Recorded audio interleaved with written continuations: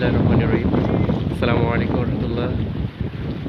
আজকে আমরা এসেছি মিশরের রাজধানী কায়রো থেকে প্রায় 180 কিলোমিটার দূরে অবস্থিত বহাইরা করণ।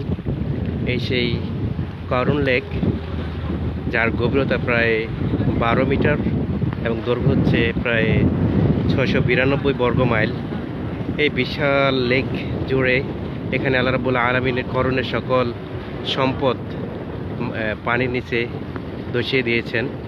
একেবারে এই লেকের মধ্যেই করণের সকল সম্পদ তলিয়ে গিয়েছে।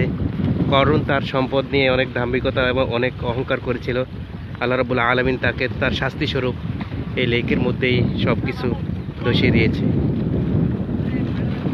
এই লেক দেখলে বোঝা যায় করণ কী পরিমাণ সম্পদের মালিক ছিল। করণ এবং মুসা আলাইহিস সালাম তারা দুইজন চাচাতো ভাই ছিলেন, তাদের দাদা ছিল এক।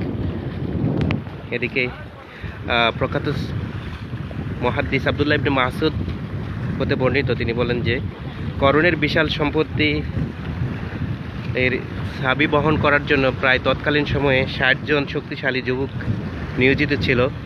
আর তাওরাত কিতাবে বলা হয়েছে যে করণের এই সম্পদ বহন করার জন্য 70টি উট নিয়োজিত ছিল। করণকে যখন বলা হয়েছিল যে তার সম্পদের জাকাত দেওয়ার জন্য, কিন্তু করণ জাকাত দিতে অস্বীকার করে। সে বলল যে তার সম্পদ সে নিজে অর্জন করেছে, সেই সম্পদ কেন গরিবকে দিবে।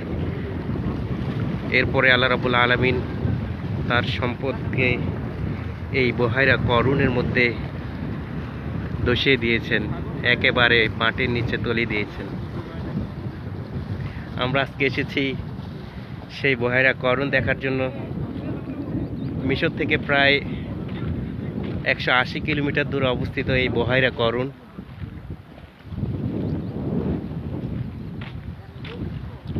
মাহমুদ ভাই, মাহমুদ ভাই, কি অবস্থা ভাই?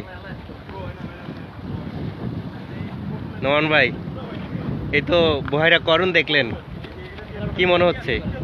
কারণ কি পরিমাণ সম্পদের মালিক ছিল অনুধাবন করতে পারছেন? লোকমান ভাই, বহাইরা করণ দেখে আপনার কি মনে হইল? তানিম ভাই, এখানে এসে বোঝা গেল যে কোনো রকম অহংকার করা যাবে না।